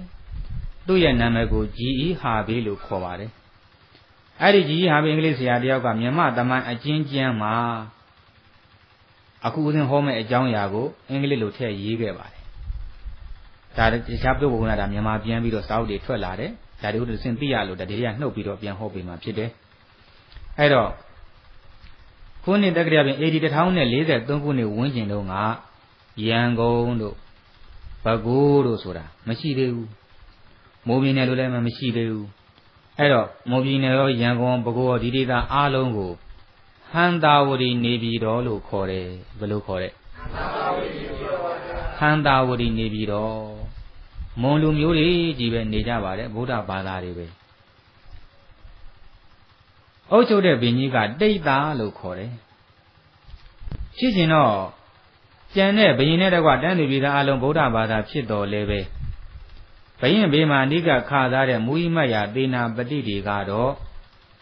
ဗျမနဘာသာဝင်တွေဖြစ်နေတယ်ဘာသာတူရဲ့လားသူတို့ကဗျမာကိုးကွယ်တာဒီတော့သူတို့ဘာသာကိုဘုရင်ကြီးကိုနေ့စဉ်ဆွဲဆောင်တယ်အရှင်မင်းကြီးတို့ဗုဒ္ဓဘာသာကဆင်းလူတော်တွေကပြည့်တည်မရှိဘူးဗုဒ္ဓဘုရားဆိုတာပရိသေမဆန်သွားပြီသေသွားပြီသေပြီးသားပုဂ္ဂိုလ်ရဲ့ရုပ်ထုဆိုတော့ဒါအာသုဘရုပ်ထုကြီးပဲဓာတ်ကိုယ်ကိုယ်လို့အကျိုးမရှိပါဘူးကျွန်တော်မျိုးတို့ကိုယ်ကိုယ်တဲ့ဗျမာနဘာသာဗျမာကိုယ်ကိုယ်ကဗျမာကအခုတက်ရှိထင်ရှားရှိတယ်ဒီတော့အဝိညာဏကအသက်မရှိတဲ့ဗုဒ္ဓအယုတ်ပွားကြီးကိုယ်ကိုယ်မှာအစားအသက်ရှိတဲ့ဗျမာကိုယ်ကိုယ်သမ်းမှာအကျိုးတွေဘယ်သို့ဘယ်ညာရတဲ့နေတိုင်းစီယုံပါတယ်စီယုံတော့ရဲကြလာတဲ့အခါမှာဣဒာမင်းကြီးပါသွားတယ်ဗျာဘာဖြစ်သွားလဲပါသွားပြီဗုဒ္ဓဘာသာစွန့်လိုက်ပြီဗျမနဘာသာဝင်သွားတယ်သူလည်းဗျမနဘာသာဝင်ရောတပြည်လုံးဒုက္ခရောက်ပြီဥပဒေထုတ်တယ်ယနေ့အစဟန္တာဝတပြည်လုံးဘယ်သူမှဗုဒ္ဓဘာသာမကိုးကွယ်ရဗုဒ္ဓဆင်းရဲတော်တွေကိုမီးရှို့ပြရမယ်ရေမြော့ပြရမယ်တောတဲ့စွန့်ပြကြရမယ်လိုက်ရှာလို့ဗုဒ္ဓဆင်းရဲတော်တွေ့ရင်မသိမချင်းဆင်နှင်းပြီးတော့တတ်စေလို့အမိန့်တော်ချမှတ်လိုက်တယ်ဒီတော့ဒီနေရာမှာစောစောကဒီတရားရဲ့အမည်လေးကိုဒီမှာရှင်းရအောင်မိယောဖလာဗုဒ္ဓဘာသာဝင်နဲ့တကယ်ဗုဒ္ဓဘာသာဝင်ပါတယ်တော့အဲ့ဒီနှမျိုးဘယ်လိုထူးကြတယ်လဲနားထောင်မိယောဖလာဗုဒ္ဓဘာသာဝင်ဆိုတာမိမိရဲ့ဖိုးတွေဖွားတွေအဖေတွေမေတွေဗုဒ္ဓဘာသာဝင်လို့မိမိလည်းဗုဒ္ဓဘာသာဝင်လိုက်တာဖယားတရားတန်ခါကြောင့်နာခံတယ်လို့မသိဘူးသိလဲမသိခြင်းဘူးအခုလို့ဖယားတရားတန်ခါကြောင့်ဟောတဲ့တရားဝဲလုံးဝမနာဘူးဒီနေ့တက္ကကြီးတွေပူဆိုးတယ်တက္ကကြီးတရားနာသိပ်ပြင်းတာမနာကြဘူးတခါဖယားတရားတန်ခါပတ်တဲ့စာအုပ်တွေလုံးဝမဖတ်ဘူးဘာသာရေးစာအုပ်တိုင်းကိုမကြည့်ဘူးဖုန်းရင်လည်းမစိကမမေးမြန်းဘူးဒီတော့သူကဘာမှမသိဘူးပေါ့အဲ့လိုဘာမှမသိဘဲနဲ့ဗုဒ္ဓဘာသာဖြစ်လာတဲ့ပုဂ္ဂိုလ်မျိုးကိုတော့မှတ်လိုက်ပေါ့အဲ့ဒါမိယောဖလာဗုဒ္ဓဘာသာဘာဗုဒ္ဓဘာသာမိယောဖလာဗုဒ္ဓဘာသာတကယ်ဗုဒ္ဓဘာသာကဘာလဲတကယ်ဗုဒ္ဓဘာသာဆိုတာကဟိုးငါကအဖိုးအဖွားအဖေမေဗုဒ္ဓဘာသာဖြစ်လို့ဗုဒ္ဓဘာသာဖြစ်တယ်ဆိုရင်ဒါတဘောမကြောက်လောကမှာဈေးထဲသွားပြီးတော့200-300ပေးရတဲ့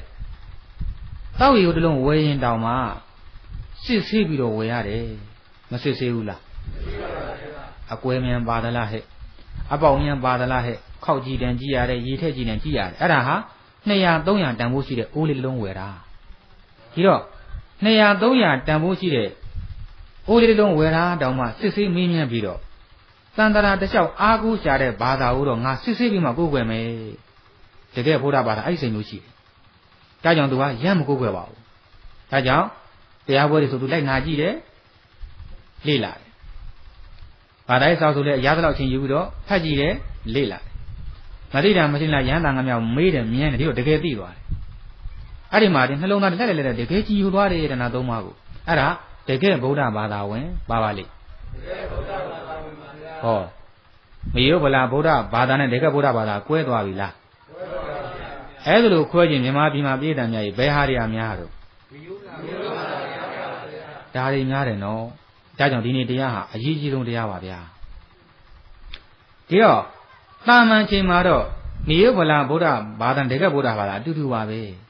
ဘုရားသွားကြောင်းတဲ့သားရှင်ပြုရှိတာပါပဲအားလုံး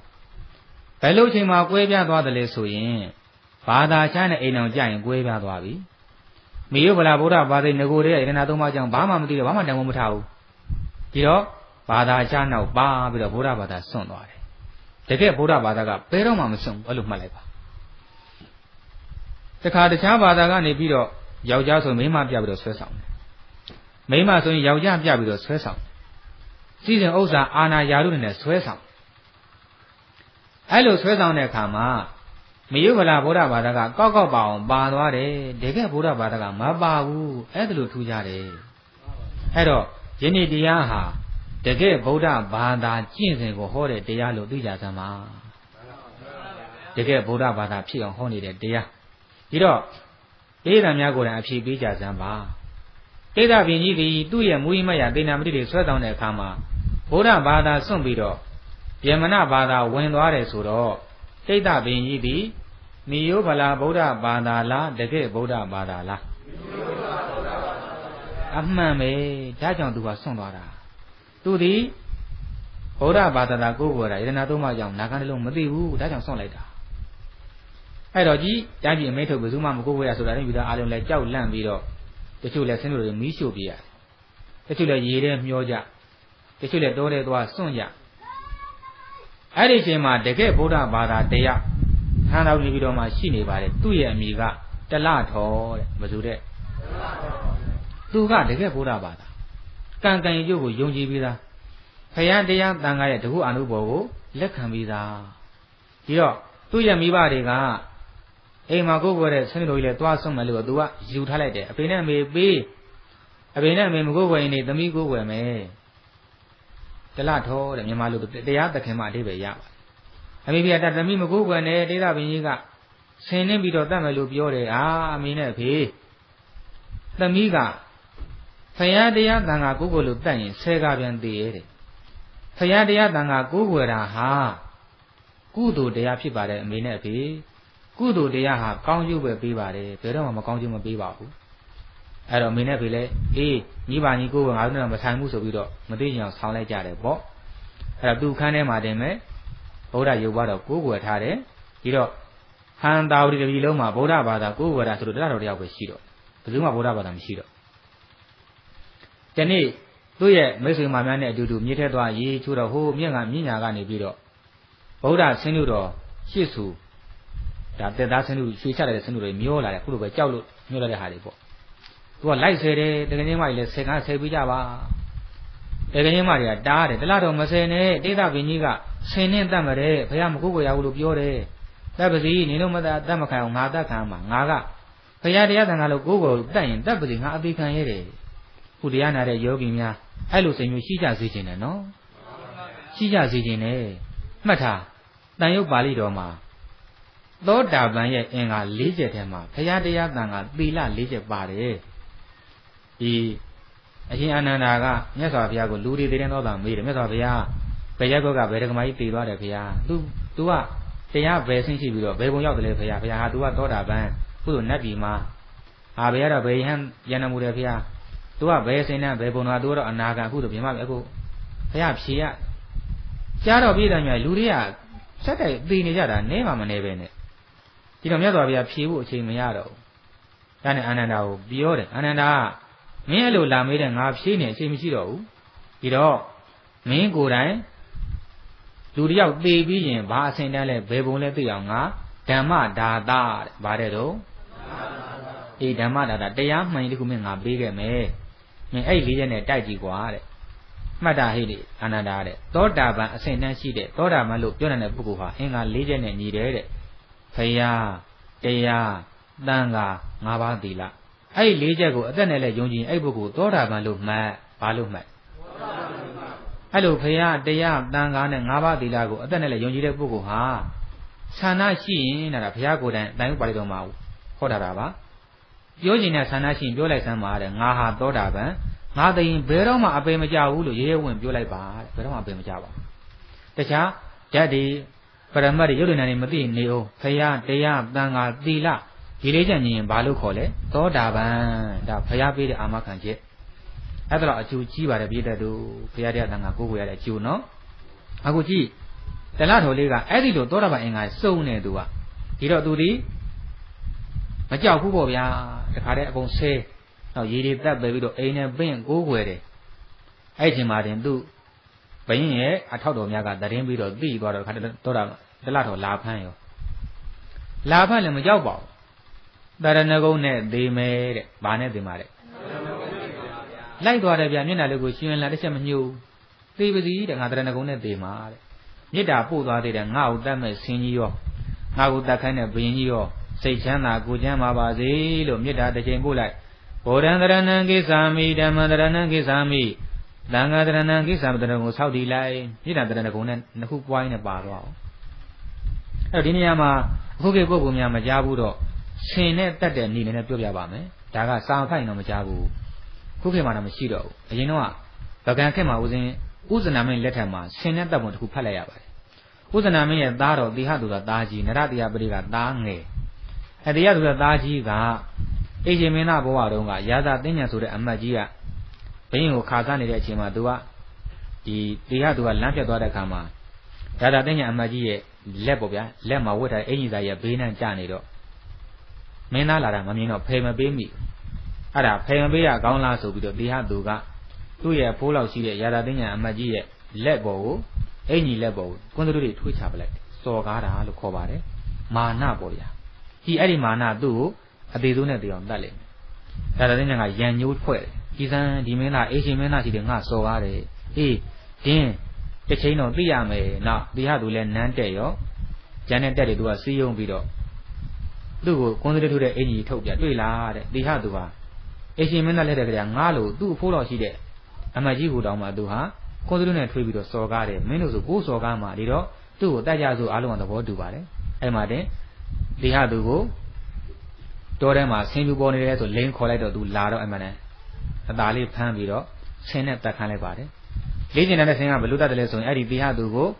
အခန်းထဲမှာလှက်ပတ်ပြည့်နေတဲ့တိဟသူတခါတည်းနှာမောင်းနဲ့ပတ်ပြီးတော့ဖမ်းလိုက်တယ်ပြီးတဲ့အခါမှာမြေပြင်မှာပက်လက်လန်ပြီးတော့ချလိုက်ပါတယ်ချပြီးတဲ့အခါမှာမလုံနိုင်အောင်လက်ကလေးနဲ့အသာလေးဖိထားတယ်မတက်ဘူးသူကတန့်နင်းသေးလဲတက်လိုက်လို့ရှိရင်သေမဲ့ပုဂ္ဂိုလ်ဟာဆင်းရဲတဲ့ဝေဒနာကိုခဏလေးခံစားမှစိုးလို့ချက်ချင်းမတက်ရဘူးသိအောင်မနှင်းရဘူးခဏလေးပဲဖိထားတယ်မလုံနိုင်ဘူးလေးပေါ့ပြီးတော့ရက်ကန်နဲ့အော်ဟစ်နေတဲ့တိဟသူရဲ့လက်တွေခြေတွေတစ်ချောင်းကြီးနှံမောင်းနဲ့ပတ်ဖြုတ်ပလိုက်တာဘလောက်နားလိုက်မလဲလို့အရက်ဆက်ဆုံးတန်လေးပါပဲလက်တွေခြေတွေလေးဘက်လုံးကုန်းမှာခေါင်းမှာဖြုတ်ပလိုက်တာပြီးမှကြည်အောင်နင်းပလိုက်တာအဲ့ဒါဆင်းရဲတန်လေးကုတလတော်အဲ့ဒီတိုင်းတတ်မှာပါရောက်ပြီတဲ့ဘယင်းနဲ့တကွဟောတော့ဘာသာကြအမတ်တွေကဝမ်းသာအားရဝမ်းကြည့်နေကြတယ်ပေါ့ဆင်းကြီးခေါ်လာတယ်ဒီအချိန်မှာတလတော်ရဲ့နောက်မှာအာကိုစရာဆိုလို့စေတနာ၃ပါးပဲရှိပါတယ်တလတော်ကတော့လေဗုဒ္ဓံတရဏံကိသာမိဓမ္မံတရဏံကိသာမိသံဃံတရဏံကိသာမိတရဏဂုံပဲဆောက်တည်အနားလည်းရောက်ရောဗျာဆင်းကြီးခါတဲ့ကြည်ကင်းနဲ့အော်ရက်ပြီးတော့ထွက်ပြေးတာလားကုန်မလားတော့ကိုင်းဆင်းနေရဲ့လားတခြားစွမ်းလားတရဏဂုံရဲ့အစွမ်းလားတရဏဂုံရဲ့အစွမ်းဘင်းကမသိဘူးမင်းတို့ဆင်းရတာလူမြင်ကြောက်လို့နေမှာဟဲ့ကောင်လေအဲ့ဒီကောင်မကိုဖြာနေဖုံးလိုက်စမ်းဖြာနေဖုံးပြီးတော့နောက်တစ်ကောင်ခေါ်ခဲ့နောက်တစ်ကောင်လာတယ်တရဏဂုံဆောက်တီးပွားများနေတဲ့တလတော်နဲ့လည်းရရောဆင်းရလှဲ့ပြေးပြန်တယ်နင်းရဲ့လားပြေးပြန်ပြီတခြားစွမ်းလားတရဏဂုံရဲ့အစွမ်းလားဇောင်းတွေကလူတက်ဖို့တင်ထားတဲ့ဆင်းနေအကုန်ကုန်ပြီတကောင်မနေရဘူးဘယင်ရောအမတ်တွေချွေးတွေပြန်ကုန်တယ်ဟာတက်လို့မရပါလားအမတ်တွေကဒီကောင်မှမသေးလို့မဖြစ်ဘူးဒီကောင်မှမသိရင်ဗုဒ္ဓဘာသာတွေပြန်ပြီးတော့ဗုဒ္ဓဘာသာဖြစ်ကုန်လိမ့်မယ်ဒီတော့ငါတို့ဘယင်ကိုလာတက်နီးပြောင်းတက်ခိုင်းကြစို့ဘယင်ထိုင်ရောက်အရှင်မင်းကြီးဒီတလတော်ဟာစုံးမဖြစ်ပါလိမ့်မယ်ရှင်မင်းကြီးစုံးမများအရှင်မင်းကြီးဒီလိုတက်လို့မရပါဘူးမီးရှို့တက်ရပါတယ်ဟောသွားလို့ပြန်ဟောအေးဒါဆိုမီးရှို့တက်စီတခါတည်းချင်းပုံကြီးပြင်းမီးတွေတောက်လောင်အောင်ရှုပ်မီးတွေလည်းအားကောင်းကြရောတရဏဂုံပွားများနေတဲ့ဆောက်တည်နေတဲ့တလတော်ကိုမိဘုံပေါ်တင်လိုက်ကြသည်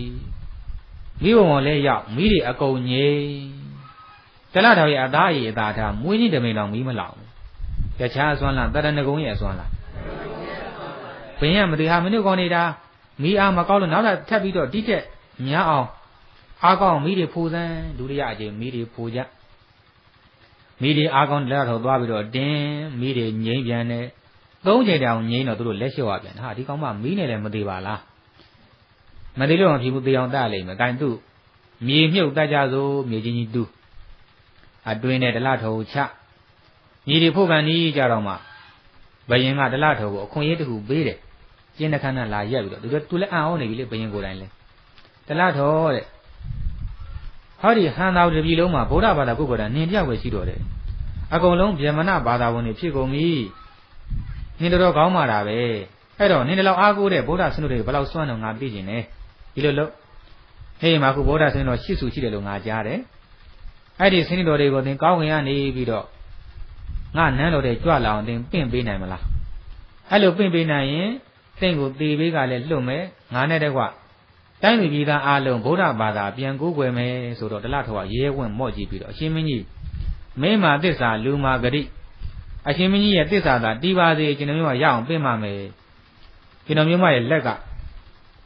ကျိုးတွေကိုသာဖြည့်ပေးပါတဲ့မှာကျိုးတွေဖြည့်ပေးတော့မှတလထောယောဂီတို့သစ္စာပြုပါတယ်ဗုဒ္ဓဂုဏောအနန္တောဓမ္မဂုဏောအနန္တောသံဃာဂုဏောအနန္တောဖရာတရားသံဃာ၏ဂုဏ်တော်ကျေးဇူးတော်သည်မရေနိုင်မတွနိုင်အောင်မြတ်သားလာပါသည်ဖေယတပြီတော်မာတိဖေယတရားသံဃာကိုအသက်နဲ့လဲပြီးတော့ကိုယ်ခွဲရပါသည်ဖေယဤစကားသည်မှန်ကန်ပါ၏ဤမှန်ကန်သောသစ္စာ၏အာနုဘောကြောင့်၎င်းဖေယတရားသံဃာယရဏသုံးပါ၏တကုတေသောအာနုဘောကြောင့်၎င်းအာယုမနေကြတဲ့စိတ်ဓာတ်ပြင်းတဲ့ကွာတန်တိပိသအလို့အာယုမရတဲ့ခြင်းက၎င်းဒီလိုတော့မှအခန်းထဲမှာကိုယ်ခွဲထားတဲ့ဗုဒ္ဓဆင်းတော်ရှိသူတို့သည်ကောင်းငင်ခီကဇန်ရင်စီပြီးတော့တိဋ္ဌဘယင်းနန်းတော်ထဲမှာကြွလာပါစေသာ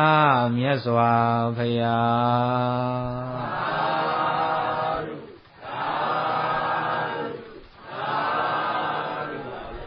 သစ္စာရဲ့အစွမ်းရောယရဏသုံးပါးအစွမ်းနှစ်ခုပေါင်းပြီးတော့တလတော်ရဲ့အခန်းထဲကဆင်းတော်ရှိသူတို့ကပြည်သူများတကယ်ကိုကြွလာပါတယ်ဒါပြည်သူများဒန္တာယီမဟုတ်ဘူးနော်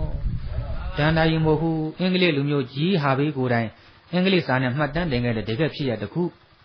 အဲ့ဒါခါလေကောင်းကင်ကနေကြွလာတော့ခါနေရာလဲထိုးချီအောင်နေတော့ဝင်းပြောင်ပြီးတော့ကြီးယူတာကောင်းတယ်ပေါ့လေအဲ့ဒီပြည်သူအလုံးအော်တော်နဲ့လာဖူးကြတာပေါ့လာကြဟေးတလတော်ပင့်တာသစ္စာနဲ့ပင့်တာဗုဒ္ဓဆင်းတော်ကြီးကြွလာပြီတဲ့ဆိုတော့ခါအားလုံးဝိုင်းဖူးကြဒီထဲမှာတိဋ္ဌဘင်းကြီးလည်းပဲမနေနိုင်တော့ပါဘူးလက်ဦးချီပြီးတော့ဖူးပါပြီဖူးရင်နဲ့မျက်ရည်တိတဲ့ဓာတ်ပေါက်ကျလာတဲ့ရှင်မင်းဘင်းကြီးငါမှားချင်းမှားလေစွာကြည်စမ်းပါဦးအတ္တမရှိတဲ့အဝိညာဏကဗုဒ္ဓဆင်းတော်တွေတောင်းမှဒီလောက်တကူကြီးမှရင်တတ်တော်ထင်ရှားဘုရားမြတ်ဆိုရင်ဘလောင်မြတ်တကူကြီးမှလည်းမလဲတော်ပါစေငါဒီမင်းကလေးကြီးစုကြောင့်အမှန်တရားပဲပြီလို့အဲ့ဒီမှာနေတခါတဲ့ဆင်းတော်တွေကလည်းတတ်ပဲသွားပေါ့လေဘုရားကလည်းအကုန်ပြည့်စင်ကိုယ်ွယ်ပြီးတော့တလားထောလည်းပဲဒီကြီးကိုယ်တိုင်မြေတင်းတွေကထုတ်ဖော်ဖို့တော့ပေါ့လေခါတဲ့အပေါ်တင်ပြီးတော့ရေမိုးချိုးတရားပေါ့လေအလှပါလေးပြင်ပြီးတော့အပြစ်ကခွန့်တော်သူတောင်းပန်ရှာပါတယ်ပြီးတော့တလားထောကိုလည်းဗတ္တရာဒေဝီဆိုတဲ့အမည်နဲ့မိဘခေါင်းကြီးမြောက်ပါတယ်သူနဲ့တကွာတန်းစီပြီးသားအလုံးလဲဗုဒ္ဓဘာသာအကုန်ပြန်ဝင်ကြပါတယ်သူ့ကိုဘာသာပြောင်းဆွဲဆောင်စည်းရုံးခဲ့တဲ့အမှန်များကိုလည်းပဲတလားထောအပ်လိုက်ပါတယ်တလားထောတင်ကြတယ်လို့စီရင်မှာတော့သူတို့ကြောင့်ငါမှဘာသာပြောင်းရတာပါပေါ့တလားထောကဗုဒ္ဓဘာသာဆိုတော့ကျင်နာတနာပါတယ်ဘာမှမလုပ်ပါဘူးသူ့ကိုတော့ပြည်တော်များကြီးဘာသာကြအမတ်တွေကတလားထောတော့သေအောင်နှီးမျိုးစုံနဲ့မတတ်ခိုင်းဘူးလားဟောသူ့လက်ထဲရောက်လာတဲ့ဘာသာကြအမတ်တွေကိုကြတလားထောကတတ်ကြလားမတတ်ပါဘူးဗျာအေးအဲ့ဒါဗုဒ္ဓဘာသာနဲ့တခြားဘာသာနဲ့ကွာခြားမှုဘုရားတို့ဗုဒ္ဓဘာသာယောဂီများအခုဆိုနှစ်ပေါင်း2548နှစ်ရှိပါပြီဘယ်နှစ်ရှိပြီလဲအဲ့ဒီ2548နှစ်သာသနာရဲ့ဗုဒ္ဓသာသနာသက်တမ်းတစ်လျှောက်မှာလေလုံးဝတွေးမစွန့်ဘူးပါဘူးအဲ့ဒါလောက်တန်ရှင်းတဲ့ဘာသာတစ်ခုပါဘယ်တော့မှတွေးမစွန့်ခဲ့တဲ့ဘာသာကိုလက်ညှိုးထိုးပြပါဆိုရင်ဗုဒ္ဓဘာသာကိုလက်ညှိုးထိုးပြပါတယ်ဒါဟာဦးဇင်းတို့ကိုယ့်ဘက်ကိုရဲ့ပြောတာမဟုတ်ပါဘူးကမ္ဘာပညာရှင်များရေးတဲ့စာတွေအများကြီးရှိတယ်ဖတ်ကြည့်ကြပါတမိုင်းကြောင့်လည်းပြန်ကြည့်ပါဗုဒ္ဓဘာသာဘယ်တော့မှတွေးစွန့်မခံခဲ့ပါဘူးသူတို့ကိုတလားထော်သည်တခါတည်းအဲ့ဒါတန်းပြည်ကနေပြီးတော့ပဲနှင်ထုတ်လိုက်ပါတယ်မင်းတို့နဲ့ပတ်သက်တဲ့နိုင်ငံသားသွားကြပြီးတော့ပေါ့သူတို့လည်းထွက်သွားကြတော့တန်းပြည်လုံးဗုဒ္ဓဘာသာပြန်ဖြစ်သွားပါတယ်အဲ့တော့ အခုရောတဲ့တမန်เจ้าရဲ့အထောက်ထားတစ်ခုပြရင်ယောဂီများဘကိုးသွားဖျားဘူးတဲ့အခါမှာရွှေသားလုံးဖျားကြီးမရှိဘူးလားရှိပါတယ်ဗျာအေးအဲ့ဒါလည်းပဲဒါတလတော်တဲတာဖြစ်နိုင်တယ်လို့သူယူဆတယ်ပေါ့အဲ့ဒီရွှေသားလုံးဖျားဝင်ရင်ညာဘက်မှာလည်းပဲတစောင်းကြီးမှာတလတော်တစောင်းလို့ရေးထားပါတယ်ဘယ်လိုရေးထားလဲအေးအဲ့ဒါသူ့ကိုဂုံပြုပြီးတော့ရေးထားတဲ့ဒါတစောင်းကြီးပေါ့နော်သိချာဖူးပါနောက်အခုလည်းပဲမြတာလျောင်းဆိုနောင်တော်ကြီးဖျားတို့ကထိုက်ပြီးတော့ဇီးဆင်းနေပြီးထပ်ပေါ်နေပြန်ပါပြီတချို့ပါတယ်ဆိုဘယ်သူတင်မှလည်းမသိပါဘူးဦးဇင်းတော်ထင်တယ်အခုဟောနေတဲ့တလတော်တဲခဲ့တဲ့ဖရာတွေဆင်းလို့ဖြစ်ပါလိမ့်မယ်နှစ်ပေါင်းထောင်နဲ့ချီကြာခဲ့ဆိုတော့တရားဓမ္မများကြီးဒါမြေကြီးတဲ့ကြတို့ရှိလဲတောင်ကြီးပါဖြစ်ပြီးတော့ပျောက်ကွယ်သွားကြတယ်ပေါ့လေအခုတချို့လည်းပြန်တွေ့ပါတယ်အဲ့တော့ယနေ့ဟောကြားသောတလတော်ရဲ့ဖြစ်ဟာစိတ်ကူးရင်ဒဏ္ဍာရီဖြစ်ရလားတကယ်ဖြစ်ရလားတကယ်ဖြစ်ရပါဗျာပြီးတော့တရားဓမ္မများကြီးဒါတရားလဲနေကုန်းချုပ်ပါပြီနော်ပြီးတော့တရားနေကုန်းချုပ်မှတရားဓမ္မအတွေးခေါ်ပြီးပြန်ပြီးတော့ပြောချင်လိုက်ပေးလိုက်ချင်တာကတကယ်ဗုဒ္ဓဘာသာဝင်နဲ့မရောတဲ့ဗုဒ္ဓဘာသာဟာကွာခြားပါတယ်မရောဗလာဗုဒ္ဓဘာသာဆိုတာဟာအဘိုးဘွားအဖေမေတွေဗုဒ္ဓဘာသာကိုးကွယ်လို့ကိုးကွယ်လိုက်တကယ်မသိပါဘူးတကယ်ဗုဒ္ဓဘာသာဆိုတာအခုလိုတရားဝင်နဲ့ကြုံရင်အချိန်မရအောင်ယူပြီးတော့နားတယ်တရားစာလုံးများကြုံရင်ကြုံလို့ဖတ်ရှုတယ်မသိရင်မေးမြန်းတယ်ဒါကြောင့်စေတနာသုံးပါးရဲ့အကျိုးတော်တွေတကယ်သိပြီးတော့တကယ်ကြည်ညိုတော့တာကတကယ်ဗုဒ္ဓဘာသာပါပဲအဲ့တော့အားလုံးတကယ်ဗုဒ္ဓဘာသာဖြစ်စေချင်ပါတယ်အဲ့တော့တကယ်ဗုဒ္ဓဘာသာအဖြစ်ကိုပို့ပြီးတော့ရာသက်ပံတရဏဂုံဆောက်တည်ပြီးတော့တကယ်ဗုဒ္ဓဘာသာဝင်နဲ့မယုဖလာဗုဒ္ဓဘာသာဝင်နဲ့တကယ်ဗုဒ္ဓဘာသာဝင်တို့တရားကိုနေကုန်းချုပ်ပေးပါမယ်အားလုံးလက်ဥချပြီးတော့ရာသက်ပံတရဏဂုံဆောက်တည်ကြမယ်ဒီတရဏဂုံဟာယောဂီတို့သေတဲ့အထိဆွေးမြန်းရမယ့်တရဏဂုံဖြစ်ပါတယ်လိုက်ဆိုကြပါဇီဝိတပရိယန္တံဗုဒ္ဓံတရဏံကိသာမိအတ္တဆုံးသည့်တိုင်အောင်ဘုရားရှင်ကိုကိုးကွယ်ရာဟု၍သိကပ်ပါ၏ဇီဝိတပရိယန္တံဓမ္မံတရဏံကိသာမိအတ္တဆုံးသည့်တိုင်အောင်တရားတော်မြတ်ကိုကိုးကွယ်ရာဟု၍သိကပ်ပါ၏ဇီဝိတပရိယန္တံသံဃံတရဏံကိသာမိအတ္တဆုံးသည့်တိုင်အောင်သံဃာတော်အရှင်မြတ်တို့ကိုကိုးကွယ်ရာဟု၍သိကပ်ပါ၏ဣဒံခောတရဏံခေမံဣဒံတရဏမௌဓမံဣဒံတရဏမာကမ္မသဗ္ဗဒုက္ခဗမုစရိဣဒံဘယတရားသံဃာဥတုံးမအစုံမြတ်တရဏဂုံသည်ခောစိနေကံမသွေမှန်တဖြင့်ခေမံဒုက္ခခတေကုံညစ်စေနိုင်သောတရဏံကိုယ်ွယ်ပေါ်အောင်လေလျောင်းဝေယမြတ်တနာတိဟောတိမုတ်ချပုံသည်ဖြစ်ရလေတော့၏ဣဒံဘယတရားသံဃာဥတုံးမအစုံမြတ်တရဏဂုံသည်ဩဒ္ဓမံမြတ်လာတဲ့ကျုံမြတ်ဆုံးဖြစ်ပေသောတရဏံကိုယ်ွယ်ပေါ်အောင်လေလျောင်းဝေယမြတ်တနာတိဟောတိမုတ်ချပုံသည်ဖြစ်ရလေတော့၏ဣဒံတရဏံယရဏသုံးပါးအာဓာပြစိကကိုယ်ွယ်ခြင်းကိုအာဂမ္မအကြောင်းတို့အစွဲပြု၍သဗ္ဗဒုက္ခအဘေဘိနိဩဘိတဗျာနာဘိတတွေသေဘိတမျိုးဆိုးဆိုးဝါဝါများပြဒုက္ခဟူသည်များမှာသမုတ်စရိပမုတ်စန္တိကင်းစဉ်လွတ်မြောက်ဘေးတွေပြောက်၍နိဗ္ဗာန်သို့ဆက်ရောက်နိုင်ရလေကုန်တည်း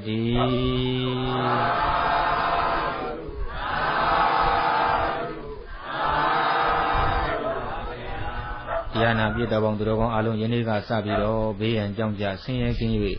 ကိုယ်စိတ်နှဖျားချမ်းသာကြပါစေကောင်းကျိုးလိုရာဆန္ဒပြေဝကြပါစေ